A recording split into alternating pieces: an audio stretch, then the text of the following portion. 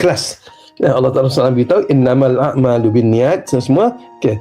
Jadi kan maksudnya sesungguhnya sahnya amal itu tergantung pada niat. Setiap orang yang akan memperoleh dari apa yang diniatkannya. Jika seorang itu berhijrah untuk Allah dan Rasulnya, maka hijrahnya tersebut diterima oleh Allah dan Rasul. Namun jika hijrahnya itu untuk dunia yang akan diperolehinya atau wanita yang akan dinikahinya, maka hijrahnya tersebut sesuai dengan apa yang diniatkan tersebut. Hadis riwayat Bukhari dan Muslim. Ini Nabi tanya hadis dan semua daripada Amirul Mukminin semua. Jadi perbuatan baik itu tidak dipandang baik. Perbuatan yang baik itu semua tidak dipandang baik oleh Allah Ta'ala jika tidak disertakan dengan niat dan semua. Niat. Okay.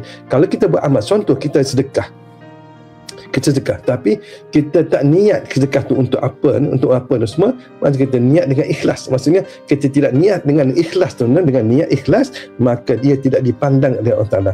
Kita tolong kita semayang 5 waktu, kita tidak lakukan kerana semata-mata kerana nak lepaskan tanggungjawab kita kepada Allah Ta'ala, maka ia tidak termasuk dalam golongan niat, maka ia tidak dipandang oleh Allah Ta'ala.